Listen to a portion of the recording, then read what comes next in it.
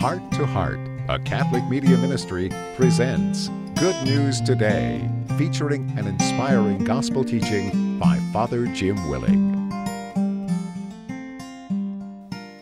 A reading from the Holy Gospel according to Matthew. Jesus told his disciples this parable. The kingdom of heaven is like a landowner who went out at dawn to hire laborers for his vineyard. After agreeing with them for the usual daily wage, he sent them into his vineyard. About 9 o'clock, the landowner saw others standing idle in the marketplace, and he said to them, "You too go into my vineyard, and I will give you what is just." So they went off. And he went out again around noon and around 3 o'clock and did likewise. Going out about 5 o'clock, the landowner found others standing around and said to them, "Why do you stand here idle?" They answered, "Because no one has hired us." He said to them, "You too go into my vineyard." When it was evening, the owner of the vineyard said to his foreman, "Summon the laborers and give them their pay, beginning with the last and ending with the first." When those who had started about 5 o'clock came, each received the usual daily wage. So when the first came, they thought they would receive more, but each of them also got the usual wage. And on receiving it, they grumbled against the landowner, saying, "These last ones worked only 1 hour, and you've made them equal to us, who bore the day's burden and the heat." He said to one of them in reply, "My friend, I am not cheating you. Did you not agree with me for the usual daily wage? Take what is yours and go. What if I wish to give this last one the same as you? Or am I not free to do as I wish with my own money? Are you envious because I am generous?" Thus, the last will be first, and the first will be last. The Gospel of the Lord. The title of my presentation today is When Life Isn't Fair. Have you ever felt that? Have you ever felt that when God was giving out talents, you were somehow toward the end of the line? I have felt that at times. Have you felt when that life isn't fair when you compare your salary to what a professional ball player makes? It isn't fair. Have you ever felt that when you're along I-75 traffic, in the bottleneck traffic jam caused by all the orange barrels, you're waiting in this long line of congestion, and all of a sudden, some wise guy goes ripping along the shoulder, followed by a whole line of people who cut in way ahead of you and say, "Life isn't fair." Yeah. And we could go on and on and on, saying life isn't fair. We learned to say that pretty early in life. I learned to say it to my mother when she somehow insisted I do the dishes 2 days in a row, nearly killing me.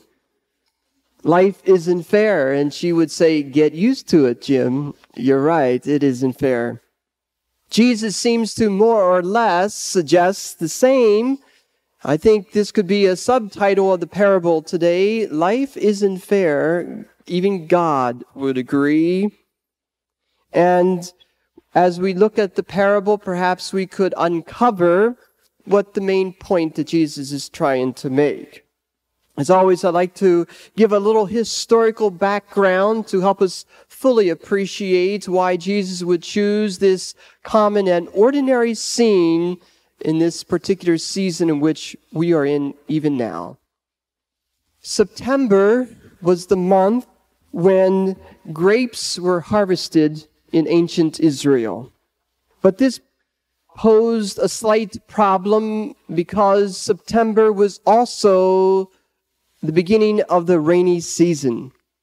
And so it was a time when many people would just begin to harvest their grapes, but it would be a race against time to do so before the torrential rains that sometimes would threaten the entire crop of grapes. Naturally, and you could just picture this, the owner of this vineyard wanted to wait till the last minute to allow his grapes to fully ripen, to have the fullest and finest flavor, and bring the greatest price. And so he waited till the last moment when all of a sudden, one day, he probably woke up, looked at the sky and say, "Oh no, we've got to go to work fast." And so, seeing the impending rains coming upon him, he rushed to the marketplace. The marketplace is where the men would gather in the town center to seek employment. And so he went there and immediately, quickly hired these people who wanted to be hired out and brought them to work in his vineyard. Probably, as he's supervising the work of these employees, he sees that he needs some more help in order to beat the time of the rains. So he goes again to the marketplace, and again, eventually he will go 5 times to bring in all the help he needs to harvest all the grapes in time before the rains.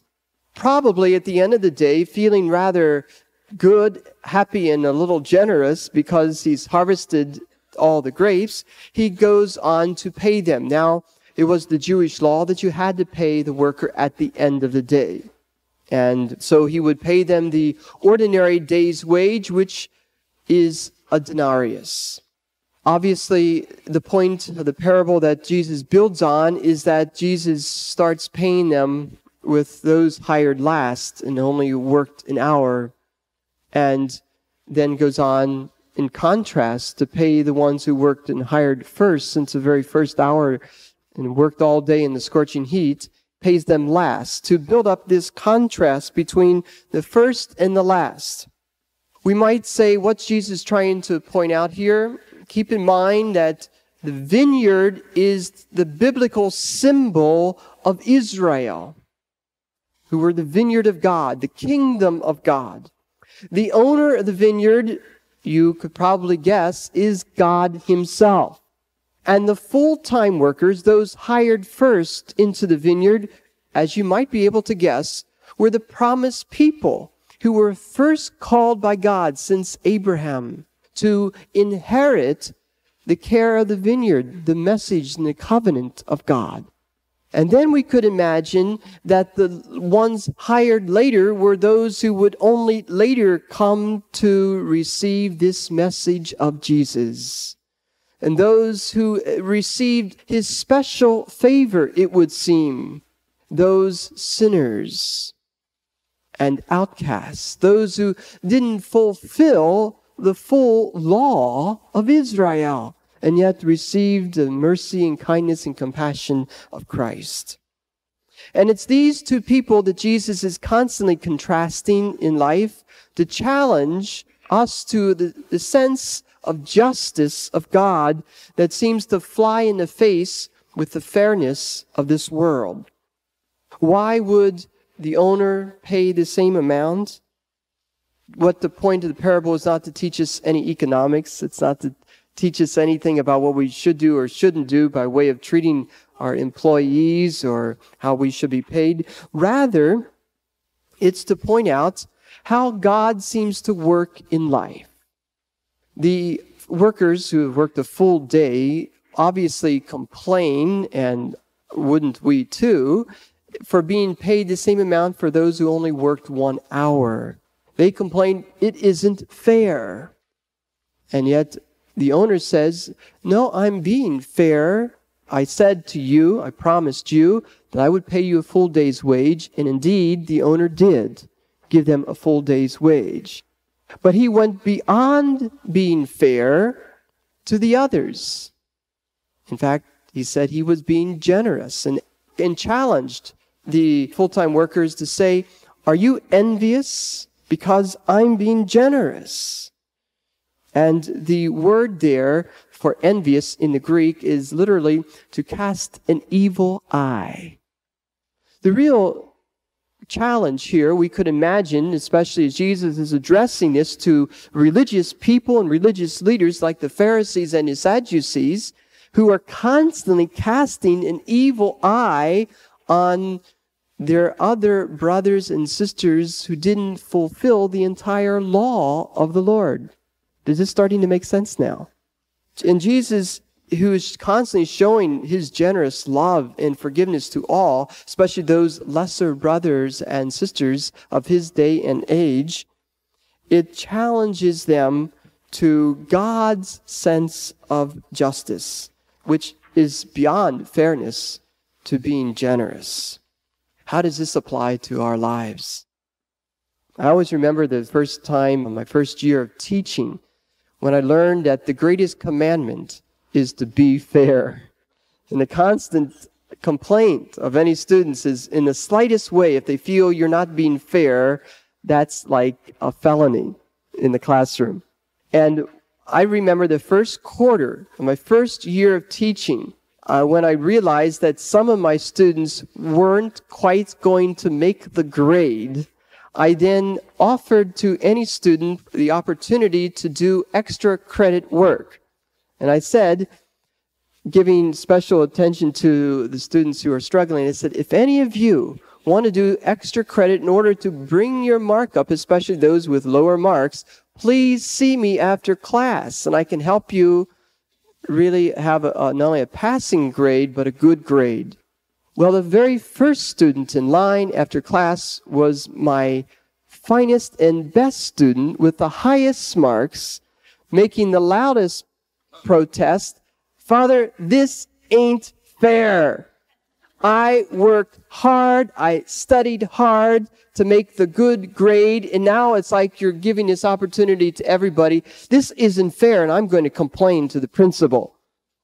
And I wish I had thought of this parable then. I didn't. But I did say something like, well, what do you want me to do? You want your other classmates to fail? Is that what you want? Are you against me for being considerate of them? And then, of course, she said, you just never understand. Well, it is hard to understand. And I thought a lot about what she said. And I do think she voiced what we often feel. And certainly, people who read this parable, I've had friends say to me, I love Jesus' parables, but this one I don't buy. It just doesn't make sense. And you're right. It isn't logical, it's theological. It's God's sense that surpasses human understanding.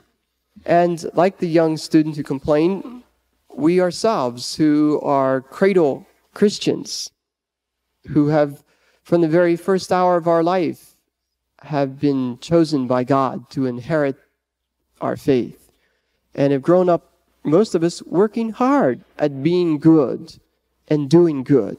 We could maybe look at someone who had a deathbed conversion and say, it isn't fair. They live a wild life and then last minute turn to God, like the thief on the cross who turned to Jesus in his last hour, and Jesus promised him paradise.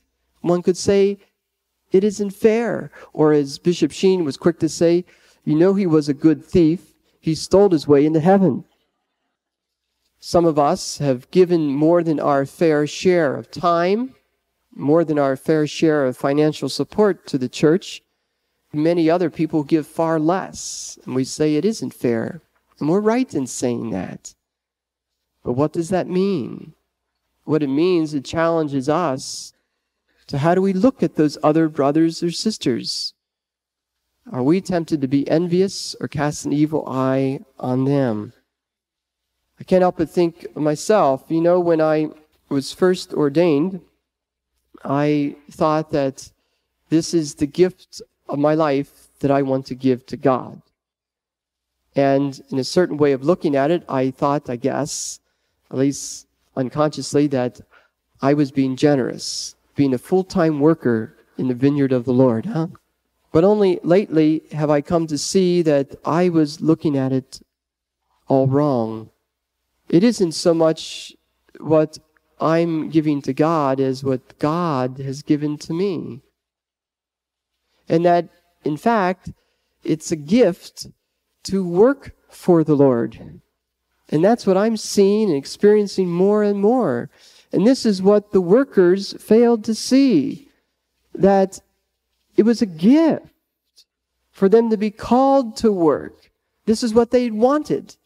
And to be able to be used by God to work in the vineyard of the Lord is a great privilege.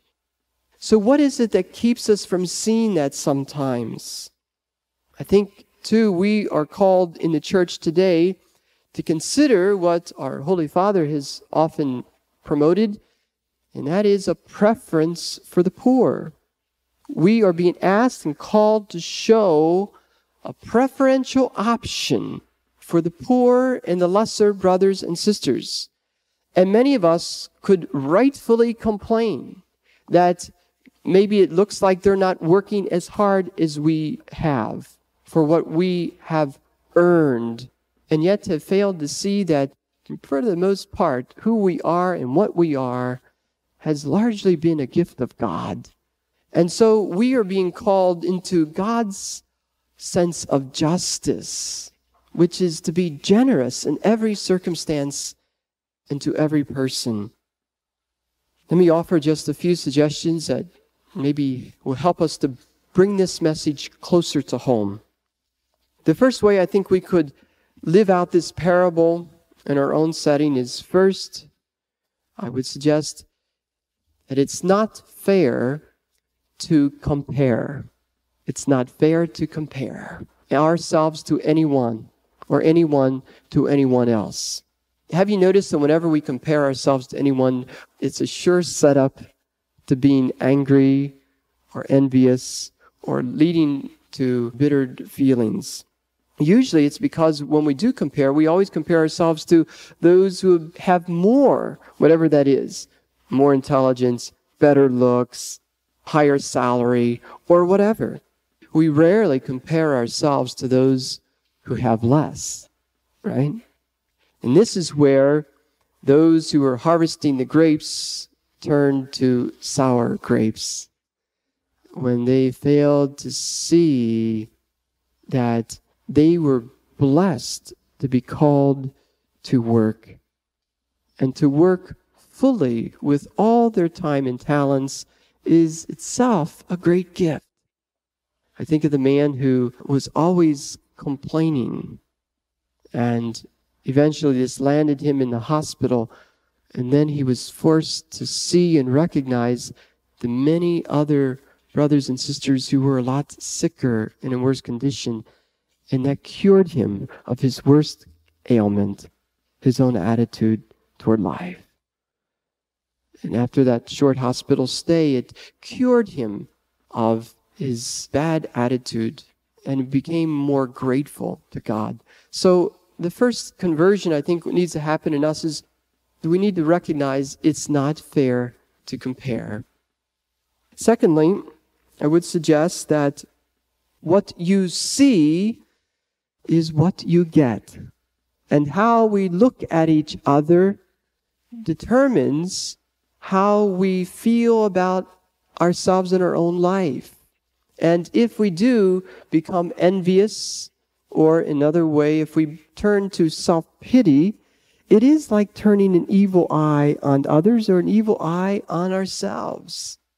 And it's very important that we take on the vision of Christ, which is to see the goodness of God in everything, in all people. And what that leads to is not to enumerate our hardships, but usually to count our blessings. And think about the people you know who are really like the Lord. And you can almost see it in their eyes. And they have a way of looking at their life, whatever their circumstances are, to seeing that they're truly blessed. I met a young woman who's only recently graduated from the University of Cincinnati with a degree in engineering and was able to have a wonderful job at CG&E, and she was on her way to work one day when this young man in his big pickup truck was speeding far beyond the speed limit and went over into her lane and crashed into her head on. And this put her into a coma for a couple weeks and later left her paralyzed. And at 24 years old, to suffer paralysis for a lifetime would leave any one of us, I'd imagine, certainly, I speak for myself, very embittered toward life. Certainly she could have cried and complained, life isn't fair. Her mother recently told me that the most amazing thing is that she never heard her daughter complain once. In all her convalescence, which took years, to gain at least enough control to sometimes stand up, though she can't stand long. And she's still more or less confined to a wheelchair. Instead, she said, I realized with suffering I could either become bitter or become better. And I chose to look on the bright side rather than the bleak side, to become better. And she's made this incredible recovery, and now she works at Providence Hospital, which I think is a beautiful coincidence that she works at Providence, to help other patients who suffer from severe strokes or setbacks to recover their own inner spirit. That with the right attitude, she says, you can overcome life's worst tragedies and discover a blessing. When I met this woman, she radiates with a holiness and a goodness that defies human understanding. And all I can see is that she's a great example of someone who has chosen to see with the eyes of God what God can do, and being generous with His Spirit, and God can work everything for the good. This is what we're invited to see, I think, in this parable. And finally, the last line of the parable should not escape us. This is the moral of the story, and that is, the first shall be last, and the last shall be first. Doesn't seem to make sense to me very often, but I think what that means is this: to be humble, to make yourself the servant of all. You will be the first to see the goodness and the greatness of God. The lesson of the parable perhaps is that we all need to be humble, and it is the truly humble who are the really grateful people of God. I hope that I don't embarrass this man by using him as an example, but he is someone who's taught me, and that is my friend Willie, who works here at our cathedral. Willie is one of our part-time workers here, and I imagine it's safe to say he doesn't make the most money here. He's not on the highest of the salary scale here. And yet, whenever I see Willie, I am always amazed to see this sparkle in his eye that radiates a happiness. And I'm saying, what is it that gives this man such pleasure when I know some of the hardship that he's suffered through in his life? What is it that gives him what I think the wealthiest and the richest, healthiest people are trying to seek? And all I can say is that Willie has found in his janitorial work a gift of God to be able to work for the church, to work for people, and in his smallest, simplest way to bring happiness through a smile. And he always does that for me. And it seems to me that God chooses the littlest people in this world, sometimes to show us the greatest lessons. And maybe this is what we need to learn from today's parable. And to conclude with a great quote of the well-known Winston Churchill, the Prime Minister of England, who once said, and I think he was right, we make a living by what we get, but we make a life by what we give. Amen. Heart to Heart welcomes you back next week for another inspiring edition of Good News Today. If you are interested in other books, CDs, DVDs, or digital downloads by Father Jim or Father Michael, you can call toll-free 1-877-208-4875 or visit our website, www.heartoheart.org. There, you can also sign up to receive a weekly reminder to listen to these same programs online. And please, consider a donation of any size to help support Heart to Heart's radio and internet ministry. That's www.heartoheart.org or call 1-877-208-4875. Thank you for listening, and may God bless your heart and the hearts of all of your loved ones. Heart to heart, hand in hand, praying for grace to understand. Spirit